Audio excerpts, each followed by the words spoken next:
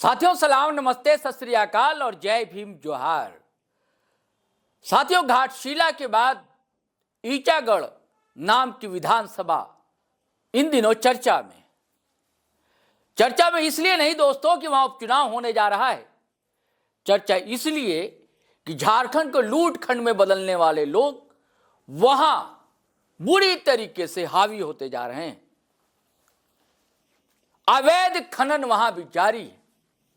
झारखंड की दूसरी नदियों की तरह वहां की नदी भी खाली होती जा रही है। मैंने पिछले वीडियो में भी इसका जिक्र किया था दोस्तों, और इस मामले का संबंध या लिंक कहिए जेल कैंप से भी जुड़ता हुआ दिखलाई देता है। जेल कैंप में ईचागढ़ विधानसभा से प्रत्याशी रहे तरुण महतो की गिरफ्तारी हो चुकी है। सलाखों के पीछे वीडियो बहुत वायरल हुआ, तस्वीरें चली।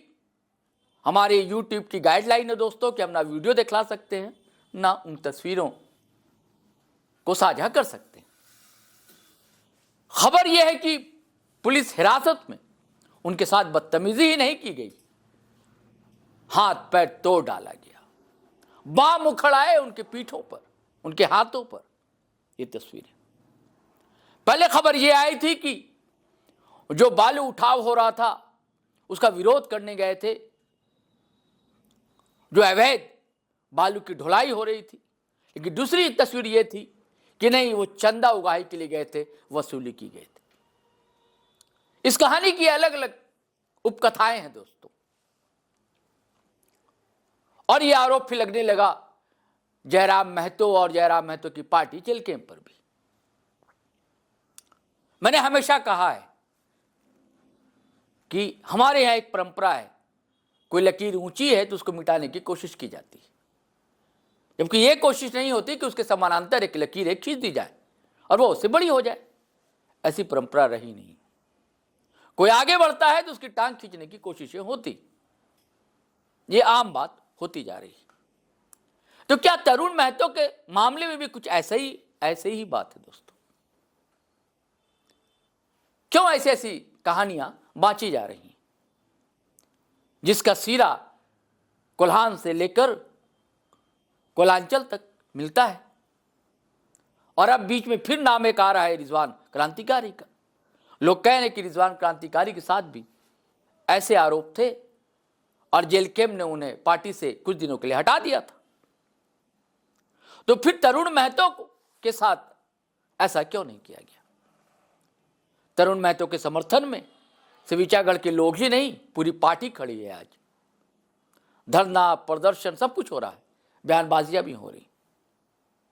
मैं ये नहीं कहता कि वो गलत है, मैं ये भी नहीं कह सकता कि वो सच है। ये तो पुलिस जांच का विषय है। दूध का दूध, पानी का पानी जांच में हो जाएगा। लेकिन इतना तो सच है कि जेल कैंप उभरती हुई पार्टी है, और इसको लेकर सारे दलों में, चाहे सत्ता पक्ष के लोग हों चाहे विपक्ष के लोग हों, उनके अंदर एक बेचैनी है, खलबली है। ये तो तय है, ये दरअसल दिखता भी है। आज मैं जो वीडियो आपको दिखाना, सुनवाना चाहता हूं दोस्तों, वो है आजसू नेत्री ज्योत्सना केरकेट्टा का। आजकल बहुत ही हॉट केक है, वो फायर ब्रांड मानी जा रही है निशा कुमारी भगत की तरह। अब बहुत आरोप है उन पर, कुर्मी समाज की ओर से केस भी किए गए थे, और सीधे सीधे इनके निशाने पर जयराम महतो। और इस बार फिर तरुण महतो की पीठ पर सवार होकर ये वार करने के लिए आतुर हैं टाइगर जयराम महतो, डुमरी एमएलए पर और जेल कैंप पार्टी पर भी। अब इनका जवाब कौन देगा, कैसा देगा, देखने की बात है। लेकिन इस वीडियो में, इधर पिछला भी वीडियो आपने देखा था, अब थोड़ी सी मर्यादा का ख्याल रख रही हैं, ये अच्छी बात है। पढ़ी लिखी हैं तो ऐसी अपेक्षा उनसे होती है। मतभेद हो सकता है, वैचारिक मतभेद भी संभव है, राजनीति में आप हैं। लेकिन राजनीति में ना कोई अस्थायी दोस्त होता है, ना ही अस्थायी दुश्मन होता है। तो हम चाहते हैं दोस्तों, ज्योत्सना केरकेट्टा ने कहा क्या, आपको सुनवाया जाए, फिर हम बात को आगे बढ़ाएंगे। लेकिन जो हकीकत है मैं वो आप सबों को रूबरू कराना चाहती हूँ।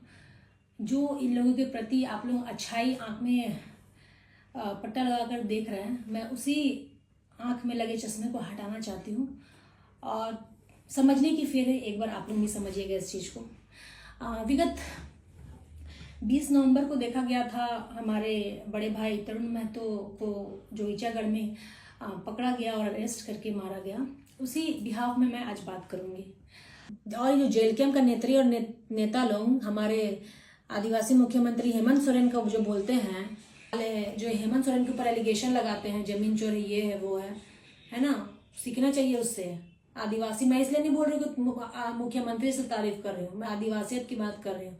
और आदिवासी था इसलिए पहले ही जाके, जब उसके ऊपर एलिगेशन लगा तो पहले ही जाके उन्होंने इस्तीफा दे दिया था। तो सीखना चाहिए उनसे, है ना। आप लोग चोरी भी करेंगे, वसूली भी करेंगे, रंगदारी भी करेंगे और खुद को क्रांतिकारी घोषित करेंगे, हैं। सीखने की जरूरत है। और हाँ सुप्रीमो जी, अनुच्छेद वो हमें ही बताइए, हम भी पढ़ेंगे। कौन वर्दीधारी को मारना है और अवैध वसूली करना है, आप तो ज्ञाता हैं संविधान के, तो हमें भी बताइए, हम भी पढ़ना चाहेंगे। अब आगे कंटिन्यू रहिए, बताती हूँ मैं क्या बताना चाहते हैं ये और क्या नहीं, सुनिएगा जरूर।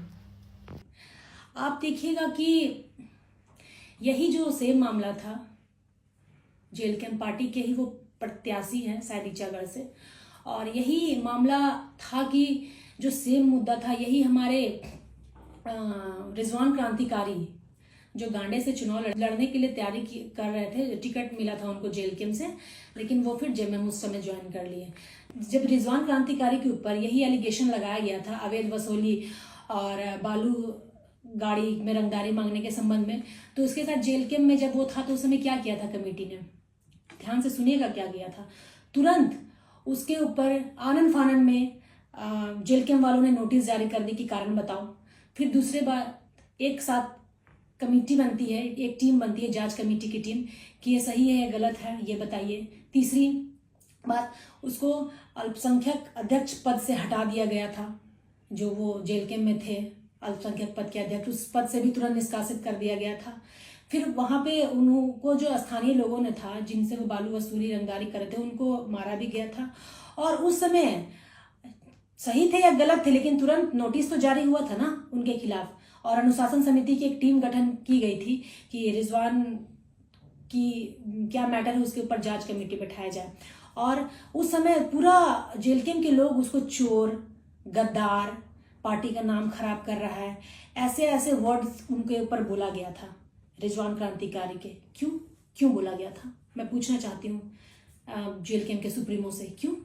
क्योंकि वो मुस्लिम समुदाय से आते थे, क्योंकि वो दलित थे, इसलिए ऐसा उनके साथ किया गया था। और अभी यही सेम चीज हमारे भाई तरुण महतो के ऊपर किया गया, जो 20 नवंबर को रात में निकले थे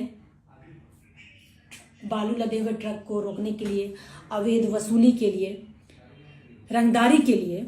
यही सेम एलिगेशन लगा उनके ऊपर, तरुण भाई के ऊपर। तो उसके ऊपर क्यों अभी तक जेल कैंप ने जांच कमेटी नहीं बैठाई?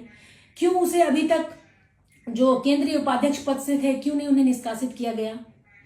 क्यों नहीं एक साथ कमेटी की टीम बनाकर, जांच कमेटी की टीम बनाकर उसे, भले वो सही है या गलत है, वो क्या मैटर है, गलत है सही है, लेकिन उसके ऊपर जांच कमेटी क्यों नहीं बैठाई गई?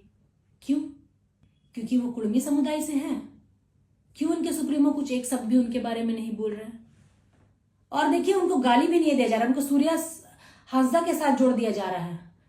वो 20 नवंबर को निकले थे रंगदारी करने के लिए, ऐसा पुलिसों का कहना है, लेकिन इनके पार्टी जेल कैंप वालों का कहना है कि क्रांतिकारी कर रहे थे रात में।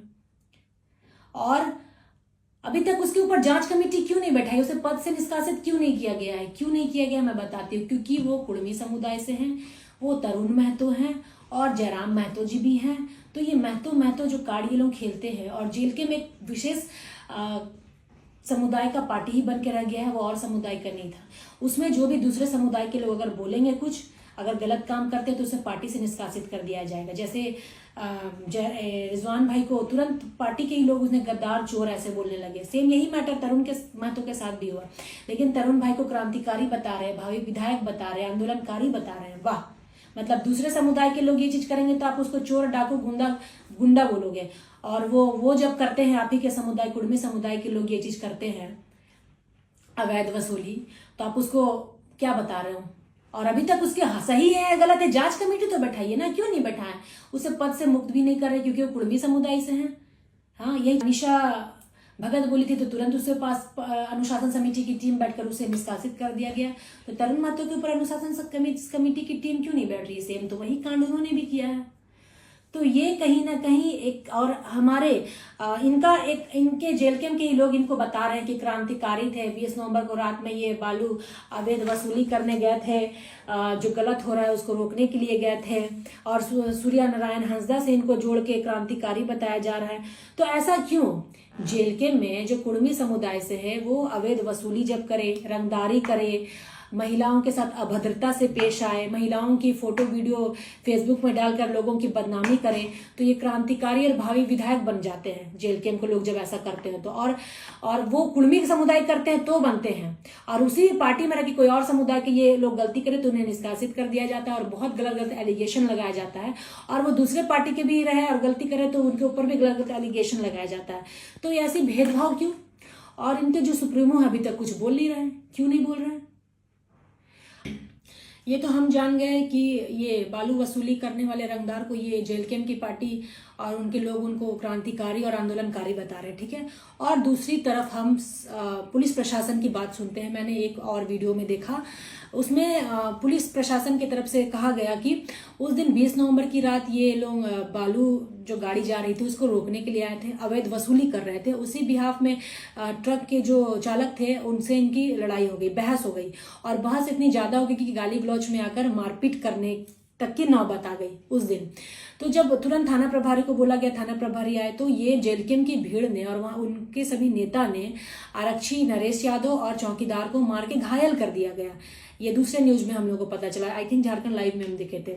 तो आप पुलिस वालों को मार के घायल कर देते हैं और पुलिस आपको कुछ ना करें, तो आप ये जो इनके सुप्रीमो हैं बात करते हैं बड़े संविधान का, मैंने गुर्जा गुर्जा पुर्जा पुर्जा पढ़ा हुआ है, तो बताइए ना ऐसा कौन सा अनुच्छेद में लिखा हुआ है संविधान का कि आप पुलिस के ऊपर हाथ उठाओ, वर्दीधारी के ऊपर हाथ उठाओ और मारो और कोयला चोरी करो और बालू चोरी करो और उसकी वसूली करो? ऐसा कौन सा अनुच्छेद और संविधान के अनुच्छेद में लिखा गया? हमें ये बताइए ना, हम भी वो संविधान पढ़ेंगे ताकि हम लोग भी सीखेंगे। ऐसा तो कहीं कोई ऐसा लिखा हुआ है क्या कि वर्दीधारी के ऊपर हाथ चलाओ? संविधान की बात करते हैं, संविधान के हम ज्ञाता है, तो दीजिए ना कौन सा ऐसा संविधान में लिखा हुआ है कि वर्दीधारी के ऊपर हाथ चलाओ, हाथ उठाओ और वसूली करो प्राकृतिक का भी जो कोयला है, बालू है, खनिज संपदा है। तो ऐसे भी हमें दे वो आर्टिकल, हम भी पढ़ेंगे, हम भी थोड़ा सीख जाए भाई, हम लोग ये बताइए। तो कहीं ना कहीं ये एक सीमित जातिवाद पार्टी बन के रह गई है कि अगर उस पार्टी में रह के कोई और कुछ करेगा तो उसे पार्टी से निष्कासित कर दिया जाएगा, और अगर वो कुर्मी समुदाय का है, महतो समुदाय का है, तो वो नेता बन जाएगा, वो आंदोलनकारी बन जाएगा। वाह रे, आप आए थे 1932 करते करते, उस समय हम आदिवासी भी आपका साथ दिया था, आपने अच्छा बोलते थे इसलिए हमने साथ दिया था, लेकिन अब क्या बन के रह गए आप?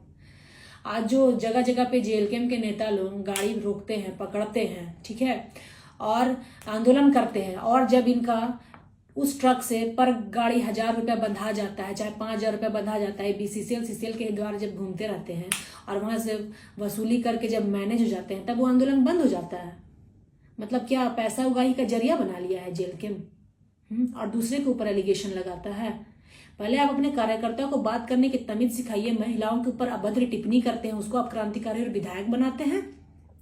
हर समय इनको मारपीट करना है, जहां तहां जाके मारपीट करेंगे और बदतमीजी करेंगे, बात करेंगे। रजनी रवानी का भी केस उठा कर कितना उसमें उसके कहाँ कोई बात किया, अभी तक उसको नहीं है कुछ न्याय।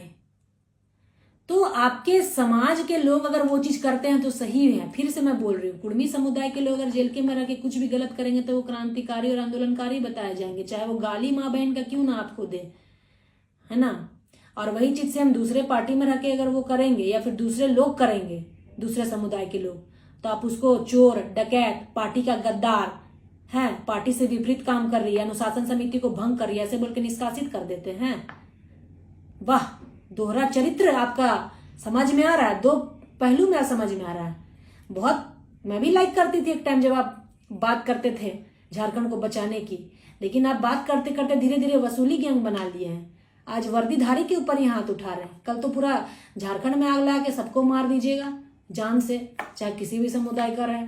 आज जब पुलिस के ऊपर आपके जेल के में कार्यकर्ता हाथ छोड़ रहे हैं, सॉरी कार्यकर्ता नहीं, केंद्रीय उपाध्यक्ष, फिर भी वो पद में ही बने हुए हैं, अभी तक निष्कासित नहीं हुआ, उसके ऊपर जांच कमेटी नहीं बैठी है और उसे छुड़ाने के लिए लोग क्रांतिकारी आंदोलनकारी बता रहे हैं। और रिजवान को चोर डकैत और गुंडा पार्टी का धूमिल छवि को किया ऐसे बता रहे थे।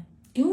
क्योंकि रिजवान अंसारी दलित समुदाय से था, मुस्लिम समुदाय से था, मुस्लिम था, इसलिए उसको ऐसे चोर डकैत और पार्टी विरोधी काम किया। उसे अल्पसंख्यक मोर्चा अध्यक्ष पद से हटा दिया गया, जांच कमेटी तुरंत बैठ गई उसके ऊपर। क्यों? जयराम भाई, उनको मैं बोलूंगी, आप इतने ही संविधान और संविधान का अनुच्छेद पढ़े हैं तो थोड़ा सा अपने कार्यकर्ताओं को भी पढ़ा दें फिर से। आप लोगों को तो हम लोगों से सीखना चाहिए, हम लोग का आदिवासी से, हम लोग का आदिवासी सीएम हेमंत सोरेन से, वो तो आदिवासी है, हम लोग का आदिवासी से आपको सीखना चाहिए।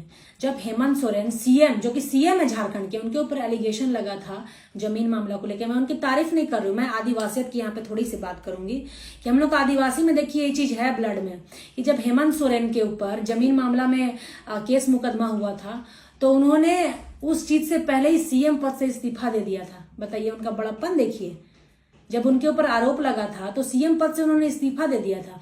और इन लोगों के ऊपर बालू वसूली और फलना ढेकना का जब आरोप लगता है तो क्रांतिकारी और ये बताते हैं, अरे भाई अगर मारपीट, आरक्षी को आज मारे हैं जेल कैंप का नेता लोग, जब मारपीट करके ये आदमी को नेता बनना रहता तो प्रधानमंत्री तो इतना बड़ा चीज है, वो भी मारपीट करके प्रधानमंत्री बन जाता।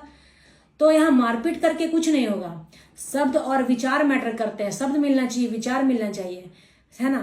हमारे आदिवासियत को देखिए ना, यही हमारे में शांति, और शांति हम शब्द से वार करते हैं, किसी को मारपीट नहीं करते हैं हम, ठीक है। हेमंत सोरेन जी के ऊपर भी बहुत सारा एलिगेशन लगा था जमीन मामले में, बहुत आरोप लगाया गया था उस समय, लेकिन देखिए उनमें बड़प्पन था कि सीएम पद रहते हुए इस्तीफा दे दिए वो, ठीक है। तो यही चीज सीखना चाहिए। फिर से संविधान पढ़िए, सुप्रीमो, जेल कैंप, और पढ़ाइए अपने कार्यकर्ताओं को अनुच्छेद, आर्टिकल संविधान का, कौन सा आर्टिकल में लिखा है कि मारपीट करके सब चीज हासिल किया जाता है। पढ़िएगा तब ना सीखिएगा जी, पढ़ाइए अपना जेल कैंप का कार्यकर्ता लोगों को, है ना। हम लोग आदिवासी जो है ना प्राकृतिक के सोच से पैदा हुए हैं, ठीक है, और उसको चुनौती दीजिएगा ना। शांत है तो हम लोग को शांति रहने दीजिए, ठीक है। गलत सही जो पट्टा आप लोग आदिवासी के आंख में बांध के रखे थे ना, हम लोग उसको उठाने का काम कर रहे हैं, ठीक है। और आदिवासी वो आदिवासी नहीं रहा कि चुप हो जाएंगे। अब आदिवासी ऐसा है कि गलत के खिलाफ बोलेंगे भी और लड़ेंगे भी, और बाकियों को जगाएंगे भी, जो आप लोग गलत सलत काम करके आदिवासी वोटरों को यूज करते हैं। जय जोहार, जय झारखंड, जय धर्म, जय मां सरना। तो साथियों, आपने सुना तरुण महतो को बहाना है, निशाना तो टाइगर जयराम महतो है और जेल कैंप पार्टी है। वो सीधा सीधा सवाल करती हैं और जवाब भी चाहती हैं। अब देखिए बहुत जल्द उनका जवाब भी लोग जरूर देंगे और करारा जवाब देंगे।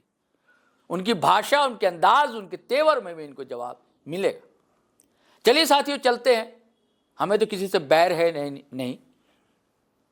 आप कहते हैं ना, जो मन की बात आपकी होती है, हम कोशिश करते हैं बताने की। छोटी सी टीम है, आपका साथ चाहिए, ये हम चाहते हैं। इसलिए बार बार आपसे गुजारिश करते हैं कि अगर आप पहली बार चैनल पर आए हैं तो सब्सक्राइब कर लीजिए, और अगर दूसरी बार आए हैं तो वीडियो धड़ाधड़ फटाफट खटाखट शेयर कीजिए, लाइक कीजिए, कमेंट कीजिए और अपने दोस्तों तक पहुंचाइए, और उनसे कहिए कि भैया सब्सक्राइब कीजिए, तो अच्छा लगेगा हमें। और अब आज्ञा दीजिए, इजाज़त दीजिए। जय हिंद, जय भारत।